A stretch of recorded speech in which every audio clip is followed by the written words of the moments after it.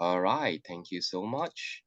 Uh, and we have Hug and Catherine joining us as well. So, very good afternoon, my friends. Pleased to have you on this hot afternoon where I am right now. My name is Wei Si. I'm the managing partner of Workplace Asia. Really good to have you here on behalf of my team, Jaslyn and Xiu Chin as well. This time round, we are very happy to have Jeremiah with us, right, to share his insights into this very, very interesting topic, right? Prototyping and career Yeah. new career identity, right, for agility in the uncertain future, right? So I speak a lot on this topic as well, agility, and today is really, really refreshing and looking forward to learning from Jeremiah in terms of his views. This will carry on for about 40 minutes thereabouts, and then we are gonna invite Jeremiah to to share for open up for questions. Yeah, so thanks, yeah, Catherine. A lot of supporters we know in the community, right? So yeah. So without further ado, I'm gonna hand it over to Jeremiah. Over to you, sir. Yeah. Thank you, AC. All right, so let me just put this up onto the screen. Let me just power up the PowerPoint. Uh, Catherine, thank you. We just met yesterday. we were at the volunteer career advisor event as well, and it's really good to see her name again. Okay, I'm having a bit of issue. There we go. Okay, folks, let me know if you can see on screen. Are we good? Wonderful, thank you. So first and foremost, I want to thank two very special people in this group. That is actually Wei Si and of course CP. And I think most of you here, you already know both of them. They are they are what I call in Singapore some of the most undying supporters and people who has a very grand and holistic view of both career development and the importance of organizational behaviors or HR. I think in the years ahead, I mean, which I'll be talking a bit about that later in a few slides as an introduction. Things are gonna get very choppy, but we have hope, and we are certain that our profession, our role, we are all about enabling, supporting people to thrive, creating hope amongst ourselves and helping other people to find or create their hope. I just put up this slide. I chose this background picture because you can see that there's obviously multiple lights blink shining at the background. I chose this picture because the metaphor of multiple blur lights at the background, it signifies different kinds of opportunity, different hopes, different moments in our life where it illuminates and tells us what can be done ahead of us, or imageries that we can use to help people, especially within the four walls of organization and outside, of course, to find hope. And I just want to briefly introduce myself. My name is Jeremiah. You can call me Jerry. Uh, I currently, I think we are partners. We see myself, CP, we are partners. We're working very closely we're trying to create something to benefit both the organization as well as what we call individuals outside and career practitioners. Uh, I met, I really got to really know both of them very closely when I took the Workplace Big Five assessment. I was looking for a formal and find a formal logo for the Workplace Big Five. I couldn't find on on Google Image to put up on to Huh? update my slide. So if you all have it, you can send me. I want to really showcase that You need one. to show your digital badge. We'll send you one. Yeah, correct. I only have that. But I don't know whether that is that digital badge on my LinkedIn. Is that the yeah We'll yeah send Huh? it to you. yeah. Thank you. Yeah, if you have one. So Wow. and myself I've been a career coach. And then now I move into career counseling and career coaching. I'm doing both now. I'm also a clinical supervisor to help career practitioners in Singapore become better at what they do within and outside of the organization. I started my practice back in 2000 and wow, very long ago. I think 2009. My first few was in E2I. Most of you will know E2I, NTUC E2I. So that was where we first Singapore, we start our first chapter in career development in a very primitive form, but nonetheless, where we are today is it's a lot of effort already. And I think for most of us here, if you remember the days where manufacturing. That was my first initial foray into career development. I was a retrenchment support executive. That was my first job outside of when I left the SAF in private sector. And what I really, my first job was very stressful back then. For a young guy just coming out from uniform, I was plunged into a factory in Singapore at 3 a.m. in the wee ungodly hours. 3 a.m. You know what was I doing? We were sneakily move into a plant. I can share the plant name because the plant is no longer around here. That is Texas Instrument. If you're familiar with Texas Instrument, they manufacture chips. They're no longer in Singapore, but their site has been replaced by Micron. So Micron manufacture DRAMs, chips, NANDs, and things. So there's probably one chip in your Samsung Galaxy or iPhone right now. And what happened was that was my first job. And when I went there at 3 a.m., we were E2I, we were with the IROs, the industrial relations officers, and then we were with the HR and the plant managers. And the workers of the shift didn't know retrenchment was coming. So in that 3 a.m., they were starting to break for a midday break because they started their shift in the 4 or 5 hours before that. And they were really surprised. They were coming out from their bunny suit, their clean suit, their goggles and clean suit. They came out and they say this. I can hear them speak in Chinese and in Malay. They're like, hey, what's happening? How come suddenly we gotta come out, put a pause to our, and they were all ushered. They took off their bunny suit, they went to a hall, and then the news broke that retrenchment was happening. They have to release close to 500 workers in a year's time.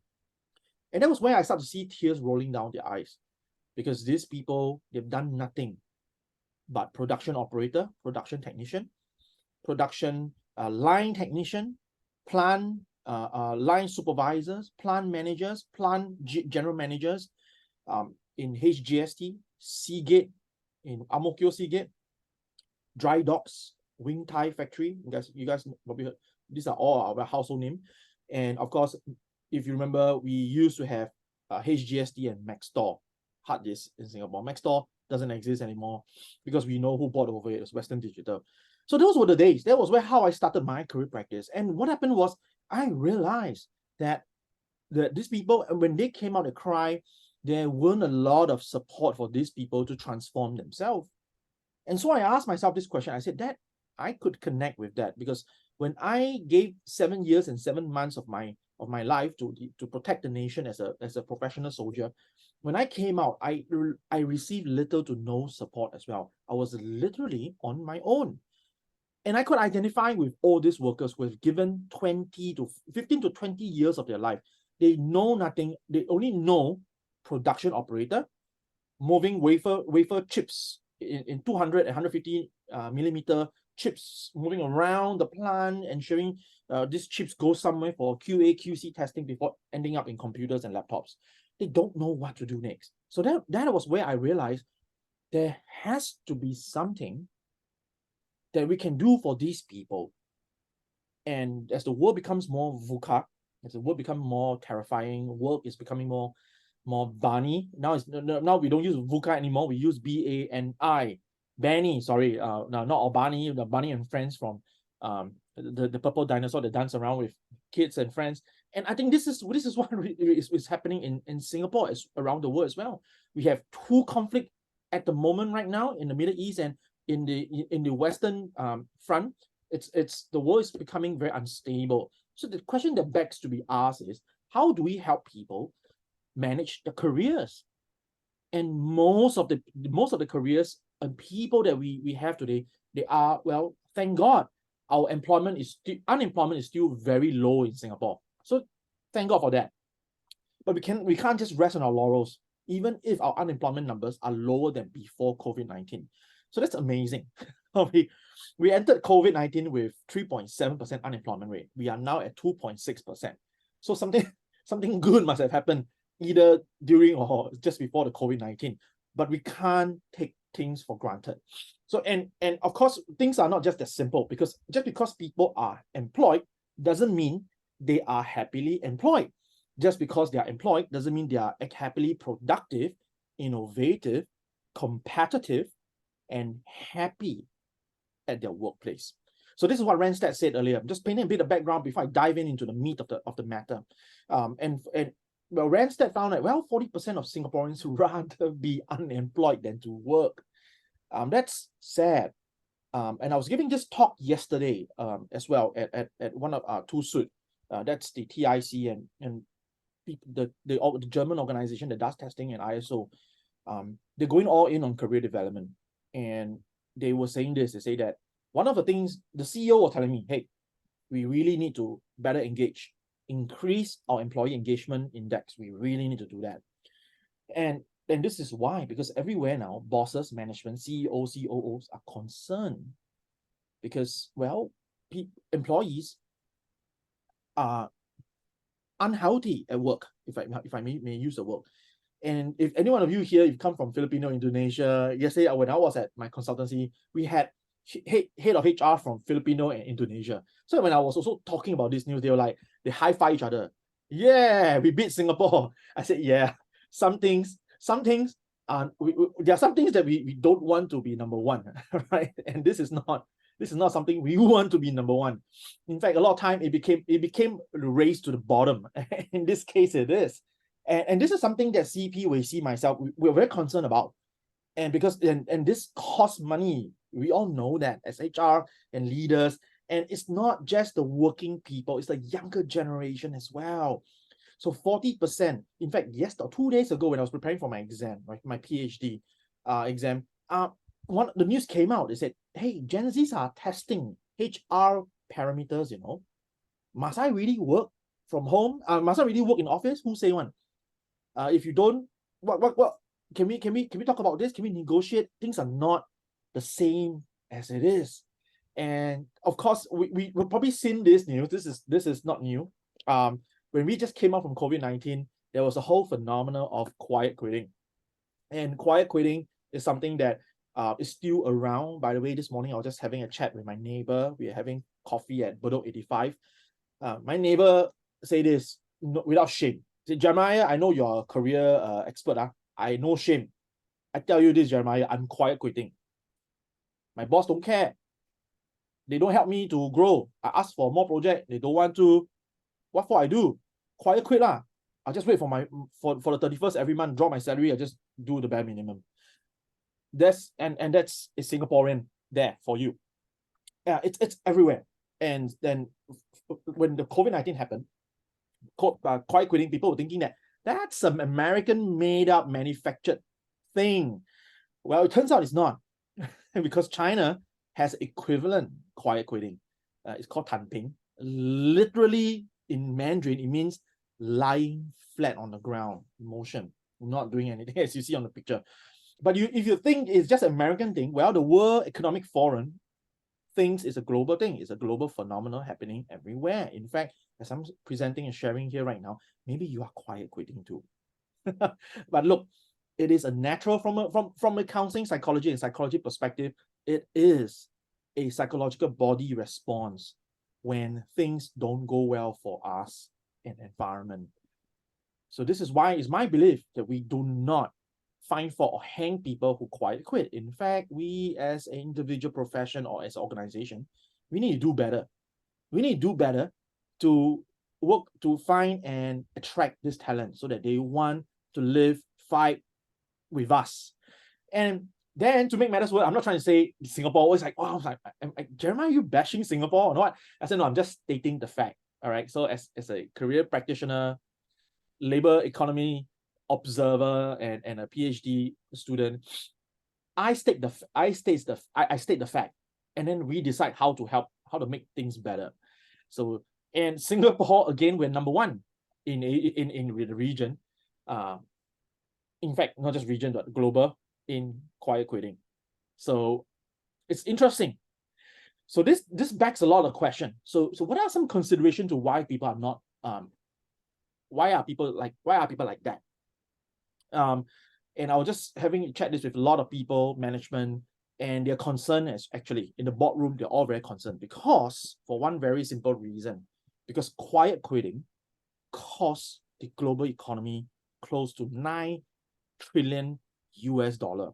The actual figure is actually $8.815 trillion. Now that's a lot of money. It's translated into loss in productivity, loss of innovation, eroding competitiveness in every organization, and this will send shivers down every human resource profession. Because how am I keeping my workforce, my employees engaged, excited, wanting to do something for my organization? Otherwise, the whole ship will start to sink or gets pirated for whatever reason. And this is why we, one of the consideration of quiet quitting is that really who's responsible to help people to improve their career and ensure that their career is well engaged. Well, I couldn't find any research in my literature research so far, but there is this article that dates back to 2014 that tells us that, hey, people actually do find out. So in very Singapore lingo, hey, whose pasa is it to take care of the career? Is it HR and bosses, or is it yourself? Whose pasa? Whose problem? Whose responsibility is it for it? And here are some figures from 2014. I wish this research could be done. I think Forbes, I'm not sure if Forbes is going to run the same one or maybe another organization, but we kind of have a lot of report from Deloitte, Mercer, even talking about this same trend. Where you see over there you have it, 80+% of employees say that, yeah, my bosses should take care of my career. What? Yeah, my bosses is responsible to rotate me around the organization. Otherwise, I'll leave. 68% say, yep, you know what? Companies should plan my career. They should. They should plan. They should tell me where to go. They should mentor me. And I know there are employers who sit on both sides of the fence. So here's the very stark contrast. What the employers in this report says. They say, no, managers say, no. Don't go down that rabbit hole. 90% of them say, no, it's your responsibility to improve and update your own skills. It's your responsibility, 85% of them say, to look out for your own career path and job opportunities. And 80% say, no, it's your responsibility to build your own career planning skills and job search. I don't tend to think about this, but I would think it's going to inch towards, and in today's day and age, it's almost, this research is almost 10 years already. I would think it's going to inch towards the employers, because it is the employers and business market right now. So that leads us to this very, very good question. So, and I want to, before I dive into our this prototyping topic today with a career coaching model I'm going to share later, let's do a bit of quiz here. All right. So open up your text box. All right. We're going to take a guess at this. CP and WC, if you know, please abstain from this activity. Don't spoil the game. So on average, how many jobs? We don't have these statistics in Singapore yet. We don't have it. If anyone of you know it, please let me know. On average, how many jobs do a person have in a lifetime? This is coming from the US. I'll make a guess. You can put it into the chat. Fatin went with 5. Jaslyn went with 4. Interesting. The number is going to surprise all of you. Mei say it's 10. I would say that Mei is very close. Mei private message me. All right. So it's very close. Mei is very close. So here's the latest. I update this slide once every 2 years. Yeah, I do this. The answer is, yep, 12.4. That's a lot. So I don't know about you, but I'm only 39 years old this year. I know some of you here are way advanced than me in a good way, I believe. I'm already on my 7th job. This is my 7th job. So and I'm 39. And suppose we will live up to a ripe old age and working age of 67. By then, the CPF retirement age would have risen. I would think this number is pretty close. I have another 5 more jobs hops to clock, and mind you, this is just average. This is average. So thank you, Wei. I wish I stay young forever. If you found a fountain of youth, please let me know. So 12. So the question to ask is this: it's not if people will have a lot of jobs. They will. That's the wrong question to ask. The question we as HR professional has to ask is this: well, if every employee or individual is going to have up to 12 jobs in a lifetime, this is of course US context, they're now sitting in my organization.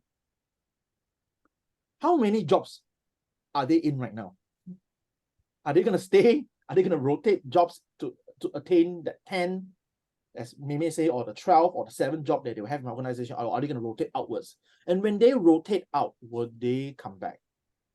That's how you keep your KTP, your key talent pool. How do you keep them warm? How do you keep them close within your orbit? That's very important for us human resource professional. And this is US, but what about Asia? So we got a sense earlier. Mimi just went with 10, Jaslyn went with 4, Fatin went with 5. So well, I would think it's likely way higher, closer to 10. I was just talking to my real estate agent from my previous when I was dealing with him previously. He's already on his I mean, he's a gig worker, of course, but he's doing a part-time permanent job with CPF contribution. That was his 9th job. 9. So it really depends on a lot of factors. And of course, on many factors, in this way is this is where I start to segue into our content today. And the question here for all of us is that since the industrial age, when we think about career, when we think about identity, when we think about my job title, when we think about my job role, we used to feel that role. We used to sit in a job title where the job was created by somebody. And that somebody is actually your organization. And since then, we have been filling roles, and the role says that in this job, Jeremiah, you got to do this, and that. Can you do it? Can you do it consistently? Can you do it well? Can you don't just do it, but can you expand it? Can you raise our organization to the next level? And whether is it job search, whether is it rotation up to 12.4 times, whether is it whether the job will hold us well, or the job will help us to grow meaningfully, or will we fall out of this job? So when you look at this picture in front of this metaphor of a woman holding lots of colorful leaves on her hand, what happens? And suppose the woman is an employer, and the leaves represents you and I, all our strengths, stories, our big 5 personality traits that's being used in job tasks and performance, our own skills, our KSAO competencies, our experience, our portfolio, you name it.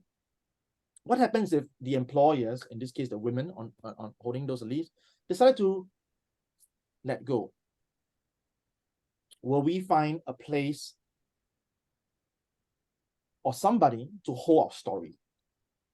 And later you're going to see a real case study of a client that I spent 3.5 sessions with this prototyping career strategy, which I'm going to share with you all today. Of course, this is recorded, so you can watch it again.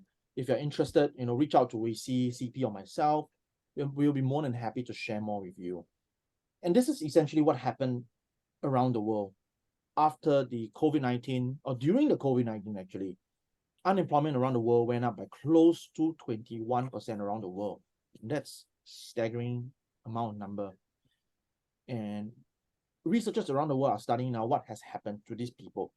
And it's pretty scary. But I would say that this is something that we didn't see it coming. We didn't see this coming.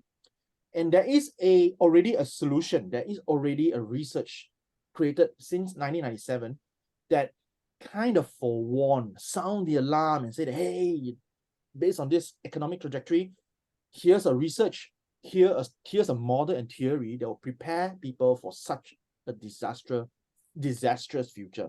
And that is what we call the career construction theory, or career adaptability. So I'm gonna share with you, these are some people. That's Dr. Mark Savickas.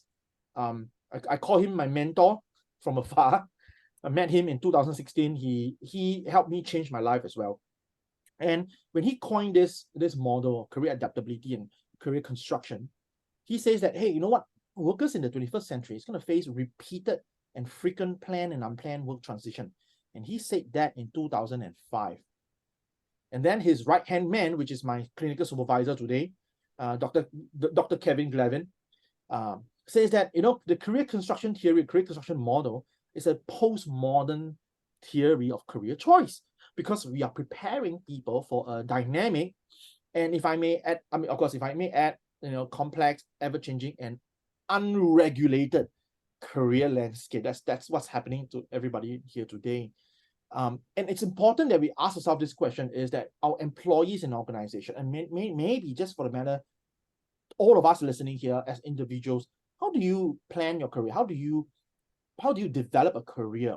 And if you're like myself, you work with people every day, you work with individuals, employees every day, challenge a lot of them. If you leave to their own device, they may not know how to go about doing that. And that was why during the COVID-19, Dr. Savickas was approached by Forbes magazine to talk about an interview here. And he said that, you know what, how will we retell a story? How will we reconstruct a career story during and after the pandemic? And then Industry 4.0 is such an old story. Welcome to Industry 5.0. In fact, as I'm talking right now, the EU and the OECD, they are preparing for Industry 5.0. They're preparing the economy and employers for that. And the principle stays, or the principle that we learn in the early 2000s is that organizations going to change very fast and even faster, because they change so fast to ensure that they can survive and remain competitive. The career path is no longer a ladder. It's going to be a parkour. You know what's a parkour? It's going to be a parkour set. You're going to jump here back and forth. It's going to be climbing a 4D ladder. And is it fair to say that the employer is responsible for whether you can really adapt and reconstruct yourself every time? It's going to be harder and harder to do that, because even the employers and HRs don't even know how to predict the future. So this is scary. And even the CEO of OpenAI can lose his job overnight, but also get his job back overnight, as we all read the news. It's a very interesting future that we have. Of course, then Satya Nadella offered to buy in Sam Altman and his entire team into Microsoft. So it's no one is spared. No one from the board down to the foot soldier is spared. So folks, and I want to formally introduce you guys to the career construction model. That is how we talk about the future of work. So, and I'm going to share with you. Oh, okay. Oh, I thought Lei Ping wants to ask a question. All right. So this is later. I will drop. So if you're here today, I will give you a free resource today. It's a free resource. I'll drop into the chat later if you stay until the end of this session. That is a resource that you can use for yourself, and you can take it back to use it with your family members and even your employees. If you need further help with that resource, to explain it, to interpret it, that's where we see CP and myself will be able to do that. So, and one of the best way to understand career construction is, well, using something that we can understand recently, which is Iron Man. So Iron Man, and I'll share with you why I use Iron Man. This analogy doesn't belong to me. It belonged to my client from three years ago. I asked that client for permission to use this everywhere, and the client was very nice. Say, yeah, you changed my life. Of course, I will let you use it. So if you think about Iron Man, is Iron Man the man in the suit, or is it the suit? Think about this for a while, because the suit that we wear in our job titles, job titles that we occupy today were created by somebody. And we agree to that somebody's term and agreement to operate that suit, to help them fight their battles, their villains, carry out things, maybe to wear an Iron Man suit to iron clothes. in a factory or whatever. So, but what is it really that we actually wear? And the very first thing that's career coaches and human resource profession, from a career construction point of view, we call it actor, agent, author. From an actor point of view, William Shakespeare's, oh, the stage. Everyone is an actor in the world of this world of a theatrical play. We all have roles, we all have scripts, we all do something for somebody. A producer wrote the story and we agree to take on that role and we get paid for that. And then we ask ourselves this question, hey, can you can you play another role in this play now? I don't need to play this role. I'm like, I don't have that personality, I don't have that traits, I don't have that personality traits and abilities, I'm not sure, but I'll try anyway. And then you take on that role in that play, and then you didn't do so well, and they say that, you know what, we found another better actor, actresses who can play this better. So see you. And this is the reality. Scientific it's in career psychology, it is the same way how things are. Our jobs are made up of titles. They are social roles. Nobody works alone. Everyone has to complete a set of tasks, a set of play, a set of script. You better have the personality, skills, and strength to pull it off. If not, I will pull you off the stage. That is what it essentially is. Another way of looking at it is, well, okay, so, but before I understand this role, before I know if I can wear this suit, I have to learn it first, right? I have to learn it somewhere first, right? I have to make myself first before I make myself wear that suit. So how do I make myself? And this is the dilemma, the question of, okay, so is Iron Man the suit, or is Iron Man Tony Stark first? Later we're gonna watch a video on that. And I'm not going to give the answer, but if you're a Marvel comic lover, you probably have the answer already. So the question here is from an agent point of view. Agent, what is an agent? Agent is you. You are an agent of your own values. You are an agent of your own mission. You are an agent of your own mission to take care of your family, yourself, your happiness, and your future. And what roles will you play in life to help you further those missions? What roles will you wear? What suit will you wear to fight the beast, the villain, the enemies that your suit may or may not be designed to do that? And every time it gets tattered and torn, you probably ask yourself, okay, what can I wear next? Do I know how to create the next suit? And this is where we talk about it as an agent. How do I know I can grow these skills? What is within me? And this agent is something, there is a career assessment right now that is directly measuring the agent of yourself. And this is why I'm very proud to be here. And I will say that the assessment that I use for measuring people's agency is actually the Big 5 workplace assessment. So I'm not saying here because I'm here with them. In fact, because I believe in the product, that's why I agree to come here. It's pretty much the other way around. And I always tell CP, hey CP, do you know this workplace Big 5 is actually integrated into career construction theory? Yeah, it is. So, and Dr. Savickas, when in his research, he used this and he said that, organizations, they look at people through the Big 5. But do you know in career development, we also do that? And I'm like, oh, I didn't know that. And that was 2016. So I was hunting around, where is Big 5 in Singapore? Who holds the right to Big 5 Singapore? So yeah, so that's why I found CP. That's why I found Distinction Asia, and I found Workplace Big 5 in 2018, right? We see and CP, that's where we started. Yeah, 2018. Sounds like a long time, but our friendship is still very fresh. And the agency here, the substance that you have to get things done, your mission, your agency to take care of yourself, your family, people at the workplace, that is your personality trait as well. Does your personality trait shine through a suit, or does the suit force you to do something that your personality cannot do? That is the science of career construction theory coming together. Yeah, CP such a long time already. And now I think about it, it's like 5-6 years already, since we so, And here comes the next one. And of course, we talk about the actor, we talk about the agent. There is also the author. Author here is referring to how do I actively design and use contents from my suits, a lot of suits that I may wear, and contents from within me to construct a preferred future. So this is where I often say this, my clientele say this to me, Jeremiah, where do I find the substance to impress my job interviewers? What do I write in my year-end appraisal every year? Other than just writing dollars and cents, revenues and P&L margins, and what else can I do? Or what else can I do that will help me be a valuable MVP, most valuable player in my organization?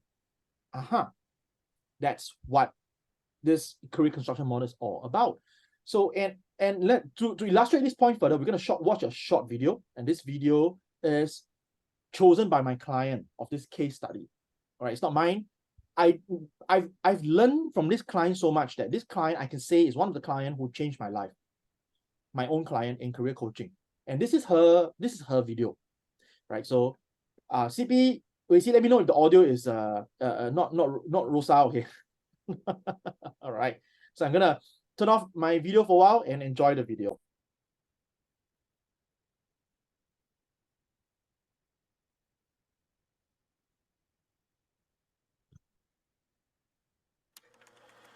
Avengers Endgame is the culmination of over a decade's worth of films, and host of us Video SES wanted to celebrate this journey come end, whatever its outcome. We're each taking a deeper look at a single scene in the Marvel Cinematic Universe, and I want to narrow in on the subject of mental health in one of the most important scenes in Tony Stark's development. Meeting Harley in Iron Man 3. This is one marvelous scene.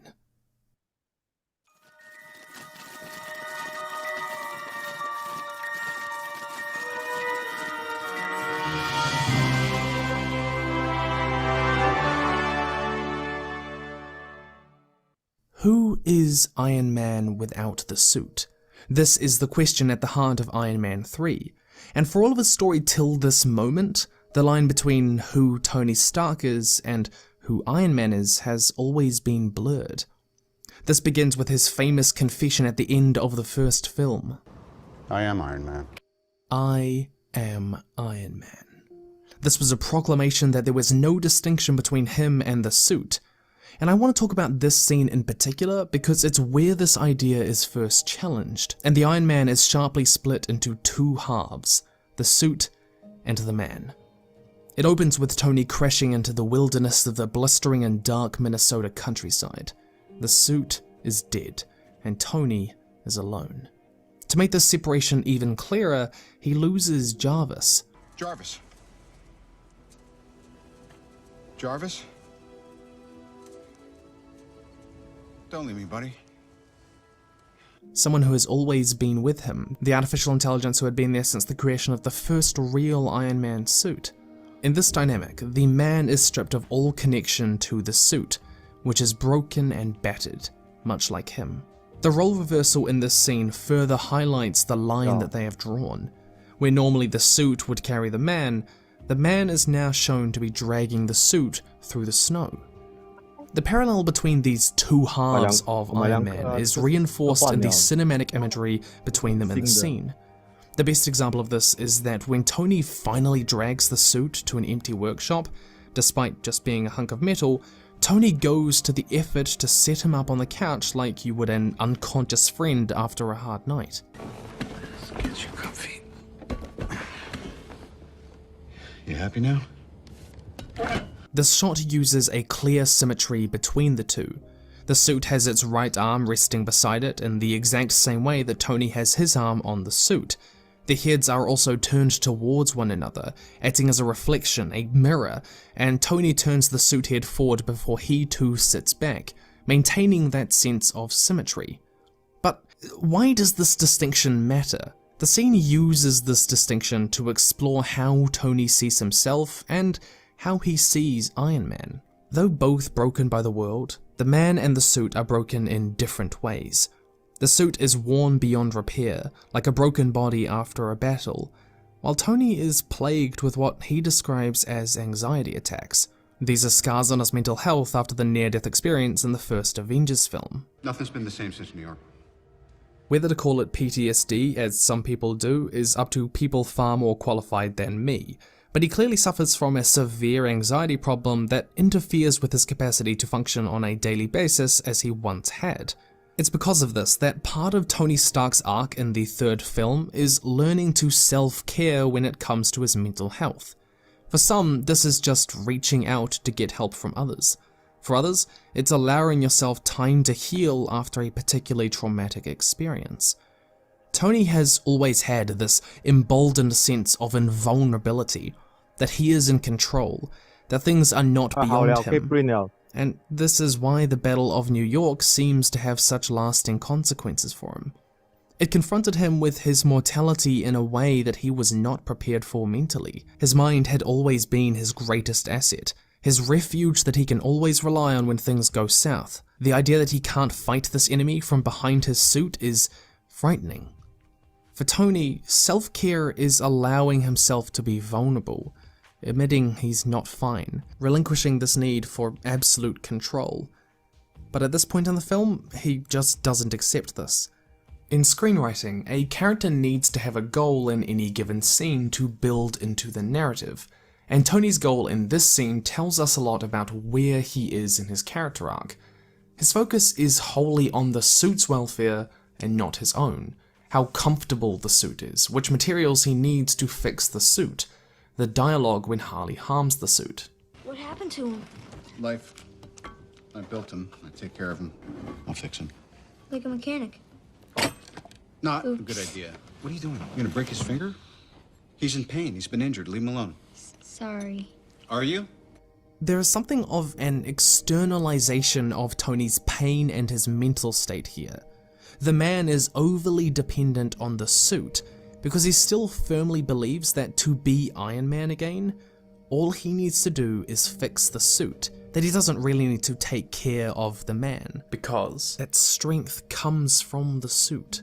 But his mental health is not a problem with the suit, it's a problem that the man has to deal with. And this part of his psychology most clearly manifests in two moments in the scene. The first is at the beginning, when Harley identifies the suit itself as Iron Man. Is that Iron Man? Technically, I am. Harley has only ever seen the suit, so to him, the suit is Iron Man. And for the first time, there's a doubt here for Tony about whether he is Iron Man. Technically, perhaps he says, but he also acknowledges that not only he perhaps sees Iron Man in the suit and not the man, but that that's how others see Iron Man too. And for a man whose ego is fed by those around him, this conclusion is unsettling, and it drives that division between the man and the suit even wider in Tony's mind. And this realization takes place specifically in this scene, partly because of the film's structure. Iron Man 3 follows a very classic 3-act structure with... Hey, I'll pause the video here for a while. So that's what's happening in organizations, because individuals, when we go to work in our organization, we don't just park our brain outside the door and go to work. We bring our entire self, we bring our entire suit as required by the workplace to work. And so is Iron Man the suit or the person? The answer is it's both.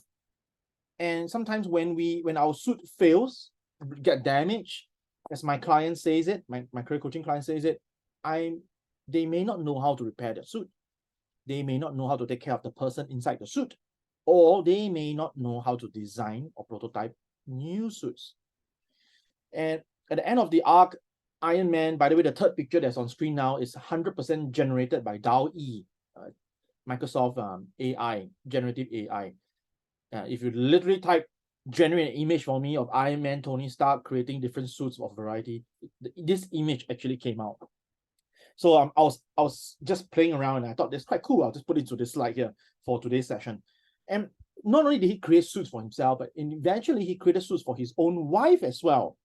And then later on, by the end of Avengers Endgame, he has a total of 48 different suits for different life situations. So how do you prototype different career identities? So let me show you what is one of the sketchbook that my client used. This is the sketchbook that my client used. Of course, I have her permission to use this. And her two prototype identity, she has a total of 4 at the end of our career coaching session. 3 is responsible for who she is today, successful right now. And she got me to share 2 of them. Number 1 is she prototyped herself as a new future career identity as a Singapore Mary Poppins. I'm not a fan of Mary Poppins. I don't know what's that, honestly. But as a career coach, I don't need to know everything. I just need to be genuinely interested in what they do. And this is what she says. Like Mary Poppins, I want to bring all my substance and my content and float and fly around the world to enter the lives of people and families, to enrich them, to color their lives. And like Mary Poppins, I want to be agile. I want to position myself in a wise way, like Mary Poppins. But I also want to be like Iron Man, who is able to know technology at his fingertips to create suits. And in our career coaching session, midway through, something happened that she never planned for in a career coaching goal. It was that she realized that, like Tony Stark, like Tony Stark did not take care of their self-care. She was breaking down, she was burning out, like Tony Stark. So she was busy taking care of the suit, but she was not taking care of herself. And long story short is she got the job. And let me show you very quickly, this is the last part before we close. This is how, in our career coaching with career construction, how she prototyped new identity. So career construction, which I will share the document in a while, one of the many interventions. When I go through career construction interview with her, this is her profile. She was retrenched. In fact, when she sought me out for career coaching, she was 1 month away from retrenchment. She had a generous package which could last her for 6 months, but that was all. So she was a regional marketing operations manager, doing omni-channel everywhere, offline advertising as well. 5-figure salary, 31 years of experience. But after being retrenched, she says she's depressed, that her company can treat her this way after giving them so many years of her life. Sounds familiar? Yep. Going back to what we just talked about in the early slides. Who holds your career? Who holds your leaves? And being a very established and accomplished woman, she has no issues about who she is, but she realized that she don't want to go back to do the same thing again. She's so sick of it because she's not appreciated. While she is stable, her husband is an educator, public servant, so it's pretty stable, and she don't know what to do about herself. She came to me and she said, Jeremiah, I need new directions. I need new directions of where to run, where to go. I said, why don't you tell me where I should run? You're an expert, right? I said, nah, I'm not as much as an expert myself. We career coach and career counselors, we don't tell you what to do because the people who knows you better is yourself. But we can partner you collaboratively to creatively solve a problem. And so after we went through the career construction interview, these are her content. She said that career construction asks 5 questions. Who are your role models when you're growing up between ages of 3 to 8? What is your favorite TV show or comic book or magazine or websites? What is your favorite movie? Because we're interested in the movie up. Now you know where the Iron Man come from. And when you're growing up between 3 to 8, what are 3 memories, early recollection that you remember? For some strange reason, you still remember them today. And in career construction, what career construction does best is it brings together more than 9 different theories, including the big 5, to understand the individual, to unpack this content after the very first session. And that is where she got to know herself better. She realized that, oh, I'm like that. And through this content, she created the earlier prototypes, and which is this prototype over here. These 2 prototypes, there's a total of 4. These are two. I can only have time to share two. And each of these prototype, it has been played out in a live already. So let me show you the prototype. So this is kind of like, I use a Lego. I like to use Lego because she used this analogy. She said, oh, I'm like collecting my own Legos now to build my things. I said, yeah, that's what you're kind of doing. And as she grew from this role to that role, and then finally as a marketing ops planning manager, she got retrenched. Oh, that was not nice. Very sad. Things start to go down. And in our career coaching session with career construction interview, the 3A, actor, agent, author, coaching methodology with design thinking and her strengths-based Clifton strength, we helped her create a new identity, collected more new Legos to build new things. And guess what she built in the end? Actually, she didn't build one job. She built 3 potential jobs. One is, I want to be a consultant. I want to be my own boss. I'm no longer at the mercy of my managing director. Great. I want to run faster, dive deeper, fly higher, because my previous company doesn't allow me to do that. And I realized through Mary Poppins, I care about people. I want to enable companies, marketing companies, to be able to find marketing talent like myself. And I want to learn HR to help this. I want to combine marketing and HR together. Because our marketing market in Singapore economy is very big. It extends all across Asia. All MNCs, Unilever, you name it, they have very strong marketing team, product design, and omnichannel is very, very big. And she is eyeing that market. So the long and short of it is, after designing, she got accepted to do a postgrad in human resource and organizational development with one of our local university. She commenced her own career development, into marketing HR.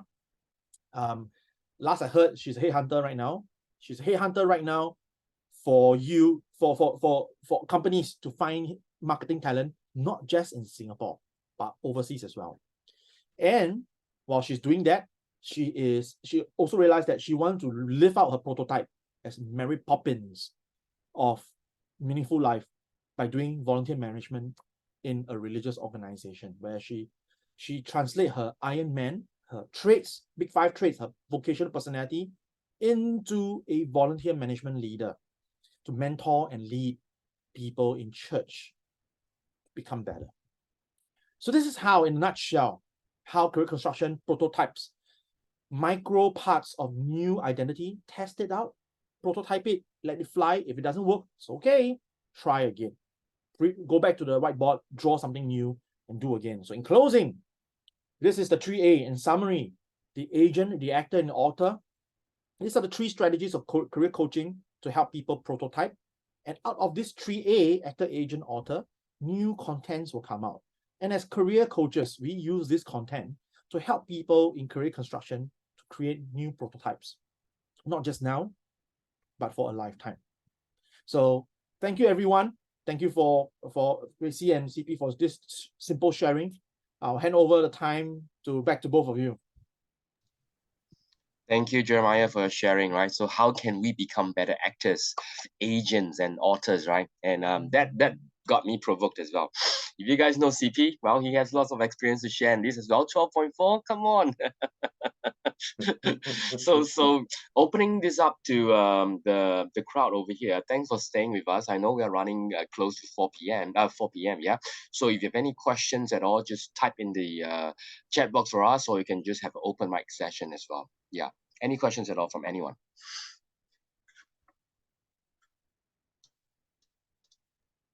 Hey, Jeremiah, this is Huck. Just a question. What do you do about people who feel like they have gone into the wrong careers? And is there like a process that you use to help them? Yeah. Huck, that's a very good question. Actually, in fact, most of the people I work with right now, they are in that exact situation. There are a lot of ways to help people to recover, to reframe, to redesign, to rethink where they are right now, because if it's less desirable, they realize that, oops, I made a mistake. This is not what I want. So let me just answer from today's frame of career construction first. So career construction, even for people who are not in the place where they want to be, or in a job or in a career where isn't what they had thought out to be, career construction from a actor and an author point of view, so the fact that they come and talk to you about this, it means that the agency is strong. So that's good. So we might want to focus on the actor and the author. So what we can do is actively, so I'm going to use a HR model organization behavior here is job crafting. Job crafting and job redesign. Of course, when we talk about redesign, that will involve individual willing to work with their companies and their bosses to redesign the job, to make it, to slant it towards something where he or she hope it to be. So from an actor and author point of view, how do we do that? From an actor point of view, identify their own personality traits, strengths, abilities, aptitudes, and personality. I think I might have said that already. So identify this and reframe and reattach them to a new psychological dimension. That's where the author comes in. Now, the author here refers to what are the psychological narratives. So earlier we heard from Susie, the hypothetical client that I used from a real case. She said that I want to be actually one of the things that I didn't share here is she wants to be more like her bus driver in kindergarten 2. So for 51-year-old lady who can remember her bus driver, I don't even know who's my kindergarten bus driver, my goodness. So she remember, so I was listening to her, I was like, wow, this must be some kind of bus driver. So, and she said, yeah, this bus driver, she's a woman, because in those days, how many bus drivers are women? So it impressed on her, and she used that psychological image and attach it to her personality, and it gave her new meaning to change her career.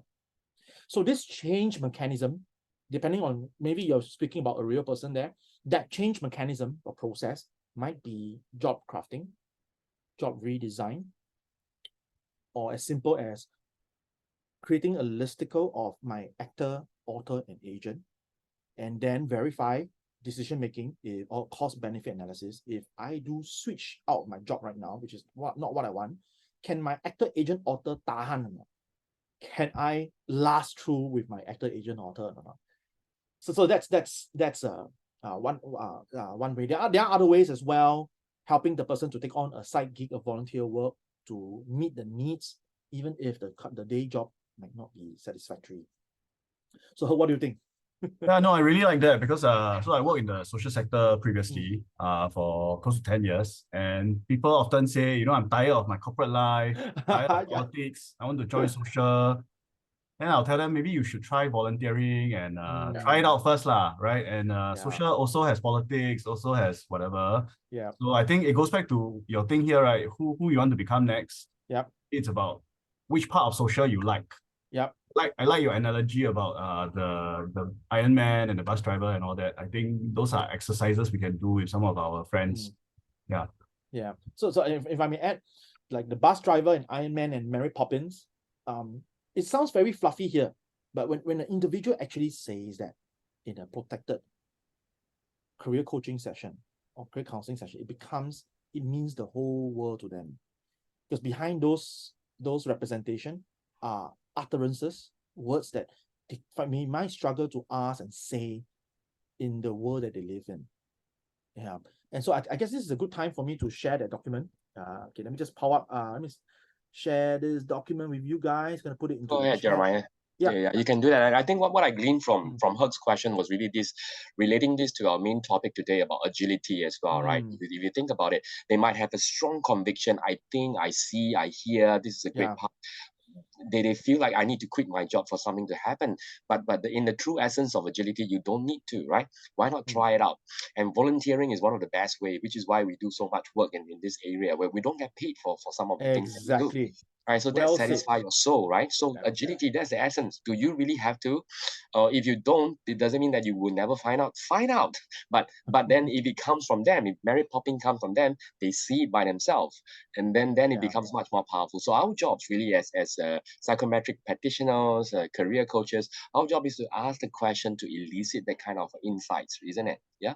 I could really relate to that. Thanks for that question. Yeah. I read Tony's question also on the chat. Tony is saying that, how do I deal with such situation, things that I can do quite effortlessly. Actually, Tony, what you just shared is exactly why this theory was found in 2005. A lot of people can do things very effortlessly in their company, but they find no psychological satisfaction, no meaning, no purpose, no value, no single thread of connection. That's why from an actor, agent, author point of view, Tony, a lot of people around the world are actually just actoring. They're not connecting their agent and their author to their roles. So and it's look, this is very normal because the way career development was found around the world, these good things cannot be spread fast enough. That's what we're trying to do here. And to answer your question, you mentioned your later part of your sharing things that I'm passionate about, but I'm not very good at, or has deep experience to break into a profession. And I want to go back to what Herc said earlier. Volunteering actually is you're actually rehearsing your new career prototype in a non-invasive, non-threatening environment. So I 100% endorse that. It's one of the thing. In fact, for this client, Susie, she went to her church and said that, do you have mentoring? Don't have that. Can I do it for you? So she created her how to select mentor, how to select mentee, how to match mentor-mentee, how do you, and who is good in what topic. So she translate her portfolio into her HR marketing work. So it's really, at the end of the day, but of course it's easier said than done, because the agency to try and actually live this prototype out is another thing. But that's where the career construction comes in. It creates psychological drive and purpose. By the way, Susie cried when she talked about her Iron Man movie. She said that she realized that after, when I career coaching her with that storytelling, she realized that on her own, I didn't even need to tell her. She said that, oh crap, I'm Tony. I said, yeah, that sounds like. She realized it herself and she said, I think I know what to do already. Tell me more, Susie. What do you have in mind? Maybe it's not to job search first. Maybe it's just to rest and recover. Yeah. And between our second and our third session, there was a 2 months gap of career coaching. Yeah, she eventually top up with another half session. Top up in a half session with me. She paid it to confirm her identity, her prototypes. Yeah. So that's how things are. So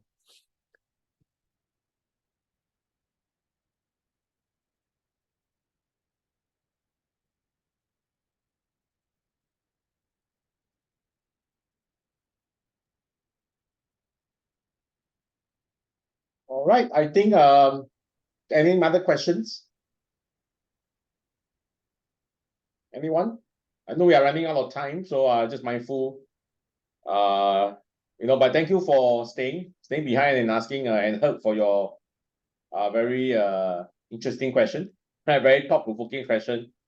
Just a very quickly answer is, I think a lot of times many of these individuals who say they don't know what they are doing or they don't know what they're doing is they probably lost their agency over time. Yeah, I think it's for them to gain that back by maybe be looking at where they are at this moment, because life circumstances will change. yeah. Okay, we see. Back to you. All right, thanks for sharing, everyone. So we've come to the end of our program today. So happy to see familiar faces over here. I hope this session was useful for you, right? And please feel free to join us. Looking forward to see you in our other events as well. Jeremiah, thanks for being our guest speaker today. Appreciate it, right? Catch you again in December, right? Coffee time. For the rest of us, feel free to reach out to myself, CP, right? And the rest of our team if you need any questions at all. And we will be pleased to entertain all requests and inquiries as well, right? Guys, have a great week ahead. I'll see you guys. Thank you so much for joining us. Thank you. Bye-bye. Everyone. Bye. See you, Herc. Bye-bye. Bye, Herc. Bye, Tony. Bye, everyone. See you guys. Bye. I'm going to stop the recording now.